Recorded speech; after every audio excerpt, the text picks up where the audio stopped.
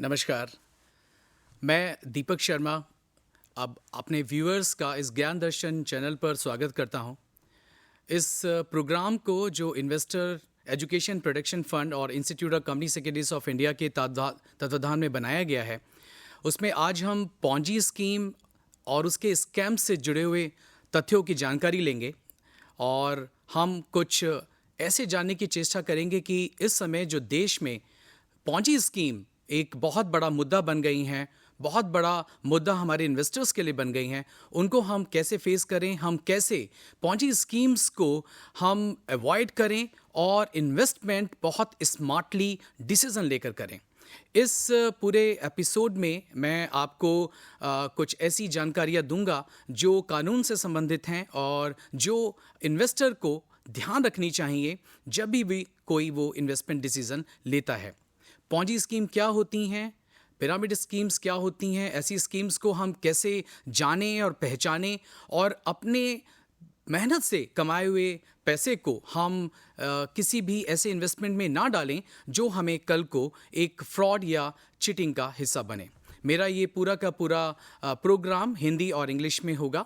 मैं दोनों भाषाओं का उपयोग करूंगा अपने व्यूअर्स के लिए और आप लोगों की जानकारी के लिए जो भी तथ्य मैंने इकट्ठा किए हैं वो एक पीपीटी के द्वारा मैं आपको दिखाना चाहूँगा। तो चलिए मैं अपनी पीपीटी को आपके साथ साझा करता हूं और समझने की कोशिश करते हैं कि आज के टॉपिक को अगर मैं बहुत अच्छे से समझना चाहूं तो मुझे किन किन दायरों को समझना होगा और किस तरह से इस नॉलेज को मुझे आगे दूसरे इन्वेस्टर्स को भी देना चाहिए या अपने फैमिली, फ्रेंड्स और सभी उन लोगों को देना चाहिए जो इन्वेस्टमेंट्स में आगे आना चाहते हैं और इन्वेस्टमेंट बहुत स्मार्टली करना चाहते हैं।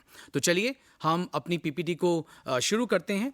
आप ये देख पाएंगे, अगर आप देख पाएं तो ये कुछ टेक अवेज हैं और ये टेक अवेज आज के सेशन से रिलेटेड हैं और हमें ये समझना होगा कि इन फाइनेंशियल स्कैम्स की हिस्ट्री क्या है। हमें पॉन्जी स्कीम्स और पिरामिड स्कीम्स के बारे में समझना होगा। हमें समझना होगा कि स्कैम्स या फाइनेंशियल स्कैम्स होते कैसे हैं, कौन कौन लोग उसमें इन्वॉल्व होते हैं और उससे हम कैसे बच सकते हैं। हमें कुछ गवर्निंग लॉज जो आज हमारे देश में लॉ बने हुए हैं, कानून बने हुए हैं और हम उसको कैसे हेल्प लेके और अपने इन्वेस्टमेंट्स को बिल्कुल सेफ रख सकते हैं। हमें कुछ ऐसे डू एंड डोंट्स को भी देखना होगा जो फाइनेंशियल मार्केट में हमें जब भी हम जाएं इन्वेस्टमेंट का डिसीजन लेने के लिए तो हमें समझना हो कि हम क्या क्या करें और क्या ना करें। तो हमें विजिलेंट इन्वेस्टर बनना है और क्योंकि ये investor education and protection fund and institute of company secretaries of India के द्वारा ये प्रोग्राम किया जा रहा है, तो ये एक एजुकेशनल प्रोग्राम है और इसमें हम समझ पाएंगे कि इन सारी की सारी जितने भी डू एंड डोंट्स हैं उनको एक बार समझ के और कानून के दायरे को समझ के हम अपने फायदे और समाज के फायदे के लिए कैसे आगे बढ़ पाएं। जैसा कि आप देख पाएंगे जो आपके सामने स्क्रीन पर अब आएगा कि पिरामिड स्कीम्स क्या होती हैं। तो पॉन्जी स्कीम्स को समझने से पहले हमें पिरामिड स्कीम्स को समझ लेना चाहिए। उसकी डेफिनेशन को मैं आपके लिए रीड करता हुआ चलूंगा, पढ़ता हुआ चलूंगा, जिससे आपको एकेडमिकली और हर तरीके से प्रोफेशनली ये चीज़ समझ में आए कि आखिर पिरामिड स्कीम्स होती क्या हैं। क्या ये हमारे आसपास हैं या नहीं है, या हमें इसकी जानकारी नहीं है, ऐसा भी हो सकता है। So a pyramid scheme, typically speaking, is a business setup that relies on some participants, and those participants are whom? We are the participants who recruit some more members into the scheme, and the organizers of this scheme claim that each participant will make additional money as they bring more people into the business. So this is what the pyramid scheme is. Now, they are called pyramids. When you visualize about the pyramids actually, so pyramid has a style. Pyramid means the inputs of others can be utilized for the benefit of others or maybe for the loss of others. So मेरा आप इस PPT में देख सकते हैं कि इन pyramid schemes को हम पिरामिड स्कीम्स क्यों बोलते हैं. So whenever they are developed, they are designed, they are devised, anyways, any person who is of Malai's mind may develop it, and then they try to give an exponential increasing number of participants and introduction of the exponential number of the participants into these schemes actually. They require to keep the scheme alive all the time. Why? Because if the scheme is not alive, they will collapse actually and the funds will collapse.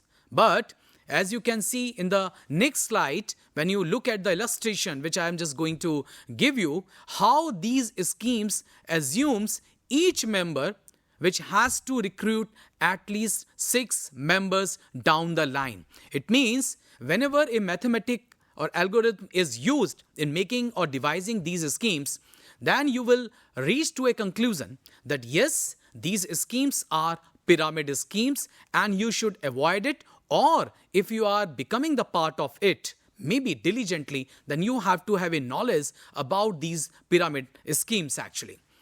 You can have a look at my next slide, which is demonstrated how these pyramid schemes work.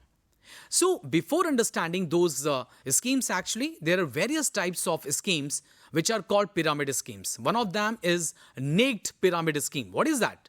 So you have to understand that. It refers to a setup where no products are sold. It means there is no business, there is no product, there is no services, only amount is being collected from the investors by alluring them. Now in this format, the director might ask 10 people for rupees 100 each, for example, you take an example, to participate in a business opportunity. Now, in turn, what is going to give it back? He then tells the initial 10 people to each recruit 10 more people and get rupees 100 from them as a commission. And it goes from there. आपने ये देखा होगा बहुत बार अपने किसी भी आसपास या किसी दोस्त से सुना होगा, किसी समाज में किसी व्यक्ति से सुना होगा जो इन स्कीम का जाने अनजाने में हिस्सा बन जाता है कि वो कैसे इस पिरामिड स्कीम का शिकार हुए. कोई भी व्यक्ति उन व्यक्तियों को जो इन्वेस्ट करना चाहते हैं अल्यूर करते हैं, उनको अपने विश्वास में लेते हैं, कॉन्फिडेंस में लेते हैं और उस कॉन्फिडेंस के द्वारा वो उनको कहते हैं कि आपको बहुत ज़बरदस्त कमीशन इस स्कीम पर दिया जाएगा. बट कंडीशन है, उसकी कंडीशन ये है कि आप और 6 लोगों को अपने इस स्कीम से जोड़िए और उस कमीशन में से आप भी कमीशन कमाइए. तो देखिए किस तरह से काम कर रही है पिरामिड स्कीम. और इस नेक्स्ट स्लाइड में आप देख पाएंगे कि इस स्कीम में जितना भी कोई भी कॉमन व्यक्ति या कोई भी समाज का व्यक्ति अगर जुड़ता है, and in this digital media, when these things are promoted, so these pyramid schemes are being promoted in a way where we are allured. It involves products in this setup. So this is the second type of pyramid scheme. And take it an example. A person recruit 10 people who each pay him rupees 300 for a starter kit of products like energy drinks or cosmetics. जैसा कि पहली scheme में था, वहां पर कोई product या sales या सर्विस नहीं दी जा रही थी. But in this energy drinks, cosmetics और some other products are offered. The director or the person who is devising this scheme or who is on the, who is designing, he gets a cut of the profits for any products, and the people under him, they sell which continue down the line. It means from top to down, this pyramid scheme is working for all the persons who are became the members or who are being introduced by the previous members. It means the next level or the next group of persons are getting some commission from the next level of business. Now the focus is usually on bringing other people on board by recruiting them to buy starter kits. So whenever you are not introducing persons in this particular scheme, the participants are encouraged to do this so that they can make money from everyone below the line. So this is how these pyramid schemes are working in my country and in my society. Everybody has to be cautious. Now, when you look at the next picture, you will realize that this is an impossible task the pyramid scheme can survive. So the moment you look at this, pyramid actually, which is on your screen, you will see that really it is easy how this becomes unsustainable. When you look at the top, the first person introduces 6. The 6 more people introduces next 6 each. It becomes 236 or 216. the next number becomes 1296 and many more. The moment I stop actually, I may collapse this scheme, or the organizer may collapse with this scheme. It means at 11, level 11, look at the level 11, down the line, the figure has touched a mathematical or magical figure where you have crossed the population of a gigantic USA actually. It means when you reach to a level of 13, it would be impossible to sustain this pyramid level. It means one day or the other, this scheme is going to be collapsed. So whenever the people at the top typically make the most money from these scams, and while those at the bottom who are introduced later, they pay, but they never receive their money back. So this is how the pyramid schemes are being utilized in these countries to just cheat and defraud the innocent investors actually. So to understand further, when you understand this pyramid scheme, the other type, which is the topic of this today's educational clip, when you look at what are the important terms which we should understand and we should share with our friends, maybe some other guys who are just becoming the part of this investment process.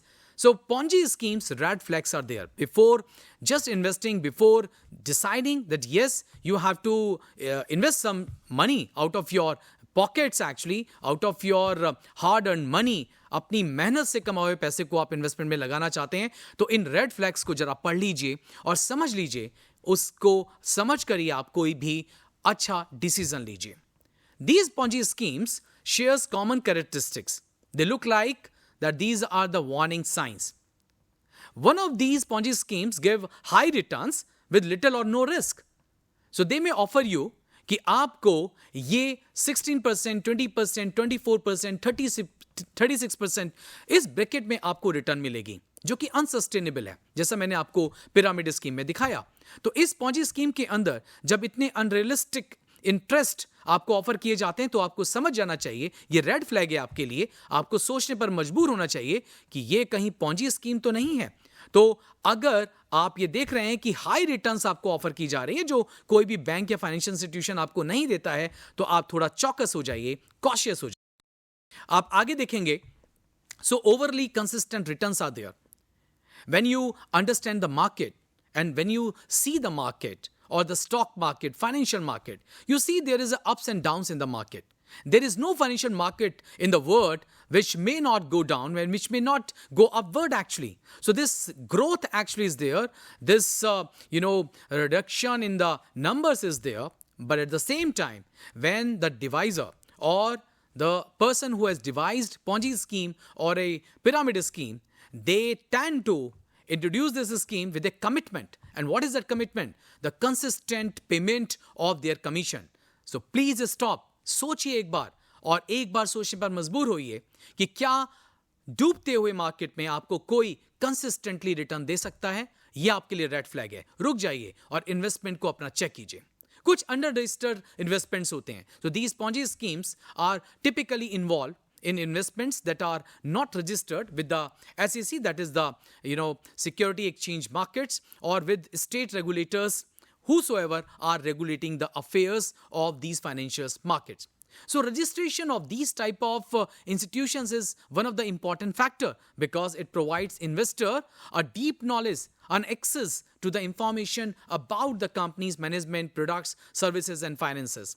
The moment one of the scheme is registered with any of the institution or maybe the regulator, for example, if the company is governed under the Companies Act 2013, that is required to submit their balance sheet, annual reports and other corporate action with the Ministry of Corporate Affairs. Those documents becomes the public documents and they go to the public domain. Any person whosoever wish to have the knowledge of those documents or about the financial position or financial health of a company, they can just go to the ministry website and they can have the documents for their verification or cross verification. So by that way, the accountability increases. So you should definitely rely on some of the institution where you are going to invest your money, that those institutions are registered with some of the regulator, including the Ministry of Corporate Affairs, or some other chits are there which are required to be registered with some state authorities. When you look at the next slide, which is quite self-explanatory, you will find that these are unlicensed sailors. Unlicensed sailors, so these are the sailors who have not registered themselves, maybe with any government, or they are not feeling it that they should go to the government for any registration process.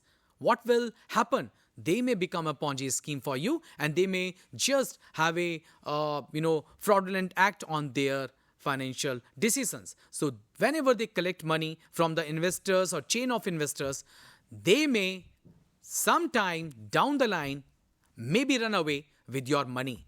Then this is also a red flag. If unlicensed sailor is there, in our country, SEBI is the authority which give license to the investment advisors.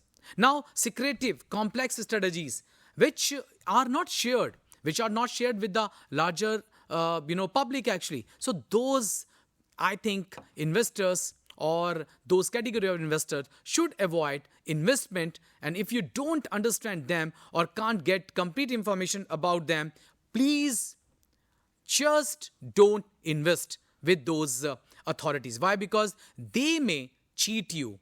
Unlicensed, unregistered, no accountability towards any investor, no accountability towards any stakeholder, no accountability towards any regulator whatsoever. I think they can make your money as just blank money, and they can run away anytime down the line. When you look at the next one, the next red flag actually, the issues with the paperwork is there. They will not share with you any paper document. आपके साथ वो कोई भी ऐसी जानकारी share नहीं करेंगे जिससे आपको उनकी वर्किंग के बारे में पता लगे, उन कंपनियों की वर्किंग के बारे में पता लगे, उन इंस्टीट्यूशन, उन ऑर्गेनाइजेशंस, उन ग्रुप ऑफ लोगों के बारे में पता लगे जो डिवाइस कर रहे हैं ऐसी इन्वेस्टमेंट की स्कीम. अगर आपको कोई डिफिकल्टी आ रही है in receiving the payments, then be suspicious. आप प्लीज अपने शक को दुगना कीजिए. Why? Because you are not getting your legitimate amount. You're not getting your legitimate interest thereon. It means you have invested and you have been given some time actually that your money will be back to you, maybe credited into your bank account. Some commission or interest will be credited in your bank account. But at the same time, it is not happening. Then what will you do? Over the period of time, this has been the cycle of these type of schemes, either pyramid schemes or Ponzi schemes, that the persons who are going to loot the funds collected from the investors, the hard-earned money earned by the investors who have invested on some perception, on some confidence, they are going to be cheated actually. So whenever they stop payment actually, आपका कोई भी पैसा वो वापस नहीं कर रहे हैं किसी भी टाइम के लिए, 1 महीने के लिए, 2 महीने के लिए, 3 महीने के लिए, या वो किसी कमिटमेंट से पीछे जा रहे हैं, तो आप एक रेड फ्लैग खड़ा कीजिए अपने माइंड में. रेड फ्लैग का मतलब ये एक ऐसा लाल बिंदु है जिसको आपको क्रॉस करके आगे नहीं जाना चाहिए और आपको ये समझ में आना चाहिए कि कहीं ना कहीं कुछ गलत है. आप आगे इसमें जान पाएंगे इस स्कीम के बारे में कि अगर मैं कोई भी एक हायर की देखूं अपने पीपीटी के अंदर या आपको समझाने की कोशिश करूं, तो आप ये देख पाएंगे अपनी नेक्स्ट पीपीटी के अंदर जो इस समय आपकी स्क्रीन पर है कि कैसे कुछ इकोनॉमिक क्रैशेस जो कि ग्लोबल हुए हैं, जो कि हमारे ही देश में नहीं ग्लोबली, और सबसे बड़ा देश जो फाइनेंशियल मार्केट का बहुत बड़ा देश है यूएस, वहां पर सबसे बड़े स्कैम्स हुए हैं, कुछ क्रिमिनल ऑफेंसेस हुए हैं जो इन स्कीम्स का रिजल्ट रहे हैं. टॉप इनकम सर्वाइवल आप नहीं कर सकते. कोई भी अगर कोई स्कीम डिवाइस कर रहा है, बना रहा है, तो वो सस्टेन नहीं कर पाएगा. कुछ कम लोग होते हैं जिनको बेनिफिट्स दिया जाता है, जैसे मैंने आपको पिरामिड स्कीम में समझाया कि टॉप के कुछ लोग, स्टार्टिंग के कुछ लोग कमा के निकल जाते हैं, बट बाद में जो इन्वेस्टर आते हैं वो केवल पैसा देते हैं अपने इन्वेस्टमेंट का, लेकिन उनको कभी भी कुछ मिल नहीं पाता है, या वो चीट फील करते हैं और धोखा फील करते हैं क्योंकि उनका पैसा अब जा चुका होता है. कुछ लोग करते हैं, इन्वेस्ट करते हैं, लेकिन जितने ज्यादा लोग इन्वेस्ट करेंगे वो स्कीम उतनी लंबी सरवाइव करेगी, लेकिन जिस दिन वो पैसा आना बंद हो जाएगा उस दिन ये स्कीम भी बंद हो जाएगी। यहाँ पर पार्टिसिपेंट को रिक्रूट करना उनकी मजबूरी होता है, और अगर आपके साथ कोई प्रोडक्ट या सर्विसेज नहीं है देने के लिए, तो आप ये मान लीजिए कि ये स्कीम केवल और केवल एक इन्वेस्टर का पैसा दूसरे इन्वेस्टर को देने के लिए ही बनाई गई है। ये आप मेरी इस नेक्स्ट स्लाइड में समझ सकते हैं कि अगर आपको फ्रॉड से प्रोटेक्शन चाहिए तो आपको और किन बातों का ध्यान रखना पड़ेगा। अभी कुछ टाइम पहले हमारे भारत में हमारे इन्वेस्टर्स ने बहुत पैसा खोया, बिकॉज कुछ अनरजिस्टर्ड एंटिटीज थी जिन्होंने ये इन्वेस्टमेंट स्कीम्स को लागू किया। कोई कानून नहीं था जिसमें उनको हम कोई एक्शन ले पाएँ उन स्कीम्स के अगेंस्ट, या उन लोगों के अगेंस्ट कोई एक्शन ले पाएँ जो इन स्कीम्स को डिवाइस कर रही है। ऐसी कुछ स्कीम्स जो कि हमारे कुछ राज्यों में फैली और जिसमें करोड़ों इन्वेस्टर्स का पैसा डूबा और बाद में वो ऑनरेबल सुप्रीम कोर्ट तक गया, उसके कुछ ऐसे एग्जाम्पल्स, उदाहरण आप लोगों के आसपास भी समाज में दिखाई दे जाएंगे, जिसको आपको बचाना है और समझना है कि ये स्कीम है क्या। नाउ आप अपनी जो इन्वेस्टमेंट की मनी है, आपकी हार्ड अर्न मनी है, आप उसको सेव कैसे रख सकते हैं, आपको कॉशन कैसे रखना है अपने को। और जितनी भी ये फ्रॉडुलेंट स्कीम्स बनती हैं या एजेंसीज होती हैं जो इसको स्कीम्स को चलाती हैं और एल्यूर करती हैं, धोखा देती हैं इन्वेस्टर्स को, उनको आप समय रहते हाई रिटर्न्स के चक्कर में आप कैसे बचा पाएंगे, समझ पाएंगे। उसको समझने से पहले हमें ये समझना होगा कि पिरामिड स्कीम्स के बाद ये पॉन्जी स्कीम्स क्या होती हैं, इसमें होता क्या है आखिर। तो अगर आप देखें, उनको भी समझने से पहले आपको ये समझना पड़ता है कि आपको इन्वेस्ट कहाँ नहीं करना है। आपको पॉन्जी स्कीम्स में इन्वेस्ट नहीं करना है अगर वो कोई पॉन्जी स्कीम है। पॉन्जी स्कीम्स के बारे में मैं आपको अपनी कुछ और स्लाइड्स में बताऊंगा, बट तब तक के लिए ये अनरजिस्टर्ड चिट फंड्स हैं। चिट फंड्स हमेशा रेगुलेट होते हैं और उसको स्टेट गवर्नमेंट रेगुलेट करती है, सेंट्रल गवर्नमेंट रेगुलेट करती है। कुछ अनरजिस्टर्ड कलेक्टिव इन्वेस्टमेंट स्कीम्स हैं। कभी भी आप कलेक्टिव इन्वेस्टमेंट स्कीम्स में जाएंगे तो SEBI is a custodian, SEBI is the authority which regulate the affairs of these unregistered collective और collective investments by registering them with the SEBI actually. Unregistered deposit schemes हैं जो कि आपको धोखा दे सकती हैं, तो आपको वहां इन्वेस्टमेंट नहीं करना चाहिए।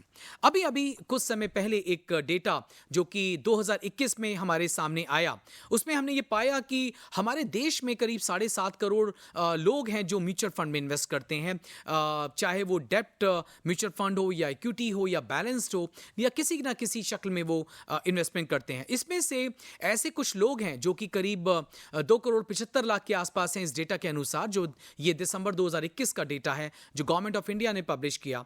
ये 2 करोड़ 75 लाख वो लोग हैं जिन्होंने अपना डीमैट अकाउंट कहीं ना कहीं खोला, कहीं ना कहीं इन्वेस्टमेंट करने के लिए, चाहे स्टॉक मार्केट में या किसी रजिस्टर्ड फर्म के अंदर या किसी और फाइनेंशियल मार्केट के अंदर।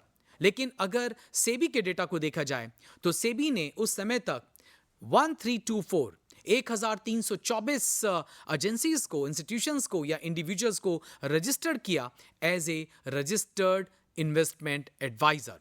अब आपको ये समझना होगा कि रजिस्टर्ड इन्वेस्टमेंट एडवाइजर कौन होते हैं, उनको लाइसेंस कौन देता है। तो वो सेबी, आप एक अथॉरिटी है सेबी जो security exchange board of India है। ये सारी केवाईसी पूरा कराने के बाद और उन प्रमोटर्स का क्रेडेंशियल चेक करने के बाद, उनके बारे में सब कुछ जानने के बाद उनको लाइसेंस जारी करती है कि अब आप जाकर इन्वेस्टमेंट एडवाइजर का काम कर सकते हैं। लेकिन अगर आप संख्या पे ध्यान दें तो 1400 के आसपास हमारे देश में इन्वेस्टमेंट एडवाइजर्स हैं, जो कि बहुत कम संख्या है। और अगर आप देखें तो कुल मिलाकर इन्वेस्टर्स को अगर देखें और इन्वेस्टमेंट एडवाइजर को देखें तो करीब 76,000 इन्वेस्टर के ऊपर एक इन्वेस्टमेंट एडवाइजर है। तो ये भी एक आंख खोलने वाला तथ्य है जिसमें हमें समझना चाहिए और हमें हमेशा एक रजिस्टर्ड इन्वेस्टमेंट एडवाइजर के पास ही उस सर्विसेज के लिए जाना चाहिए जो वो अपनी इन्वेस्टमेंट सर्विसेज आपको देता है या आपको एडवाइस करता है। आप ये देख पाएंगे मेरी नेक्स्ट स्लाइड के अंदर कि हमें कहाँ और इन्वेस्ट नहीं करना चाहिए।